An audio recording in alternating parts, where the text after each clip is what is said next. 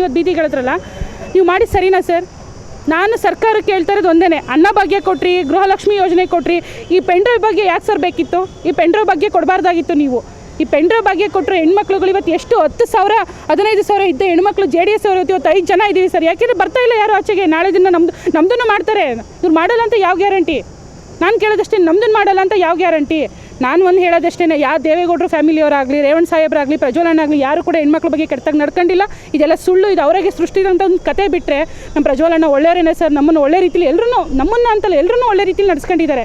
ನೀವು ಯಾಕೆ ಈ ಥರ ಹೊಲ್ಸು ರಾಜಕಾರಣ ಮಾಡಿದ್ರಿ ಸರ್? ಬಿಡೋ ಅಂಥವ್ರಾಗಿದ್ದರೆ 6 ತಿಂಗಳ ಹಿಂದೆ ಸಿಕ್ತಲ್ಲ ನಿಮಗೆ ಎಲ್ಲ ದಾಖಲೆಗಳು. 6 ತಿಂಗಳ ಹಿಂದೆನೇ ಬಿಡಬೇಕಿತ್ತು. ಯಾಕೆ ನಿನ್ನೆ ನಾಳೆ ಎಲೆಕ್ಷನ್ ಅನ್ನೋಂಗೆ ಬಿಟ್ರಿ?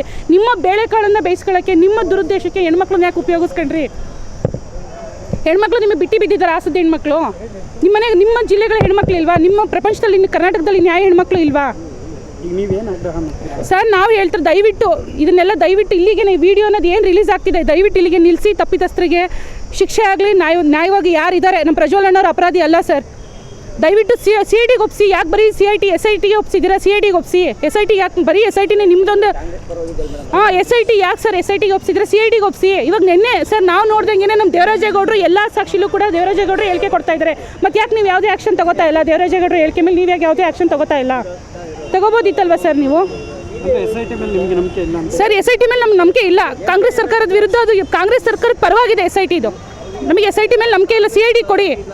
ನೋಡಿ ಸರ್, ನಾವೊಬ್ಬರು ಹೆಣ್ಮಕ್ಳಾಗಿ ನಾವು ಹಾಸನ ಜಿಲ್ಲೆಯಲ್ಲಿ ನಮ್ಮ ತಾತನ ಕಾಲದಿಂದಲೂ ನಾವು JDS ಅಲ್ಲಿ ಹೇಳ್ತಾ ಇದ್ದೀವಿ ಸರ್. ದೊಡ್ಡ ಮನೆಯವ್ರು ತಪ್ಪು ಮಾಡಿಲ್ಲ, ಮಾಡೋದು ಇಲ್ಲ ಸರ್. ಹೆಣ್ಮಕ್ಳಿಗೆ ಗೌರವ ಕೊಡೋ ಅಂಥದ್ದು ಅಂದ್ರೆ ಫ್ಯಾಮಿಲಿ ಅಂದ್ರೆ ಅವ್ರದ್ದೇನೆ.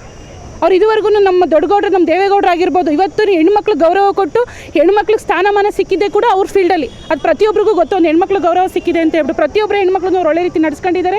ಈ ಆಪಾದನೆ ಎಲ್ಲ ಸುಳ್ಳು. ಈ ಸುಳ್ಳು ಆಪಾದನೆ ಎಲ್ಲ ದಯವಿಟ್ಟು ಬೇಗ ಕಳಿಸಿ ನಮ್ಮ ಪ್ರಜ್ವಲಣ್ಣ ನಿರಾಪರಾಧಿಯಾಗಿ ಬರಬೇಕು ಅಂತ ನಾವು ಕೇಳ್ಕೊತೀವಿ ಸರ್. ಶ್ರುತಿ ಅಂತ ಹೇಳ್ಬಿಟ್ಟು ನಾವು JDS ಅಲ್ಲಿ ನಾವು ಹೆಚ್ಚು ಕಮ್ಮಿ ಒಂದು 10 ವರ್ಷದಿಂದ ಕೆಲಸ ಮಾಡ್ತಾಯಿದ್ದೀವಿ ಸರ್. ನಮ್ಗೆ ಯಾವುದೇ ಮಾನ ಆಗಲಿ ಪ್ರಾಣ ಆಗಲಿ ಯಾವುದು ಕೂಡ ನಮಗೆ ಧಕ್ಕೆ ಆಗಿಲ್ಲ ಸರ್. ನಾವು ಒಳ್ಳೆ ರೀತಿಲಿ ನಡ್ಕೊಂಡಿದ್ದೀವಿ. ನಮ್ಮ ಪಕ್ಷದಲ್ಲಿದ್ದ ಎಲ್ಲ ಹೆಣ್ಮಕ್ಳು ಒಳ್ಳೆಯವರೇನೆ, ಯಾರೂ ಕೆಟ್ಟವರಲ್ಲ.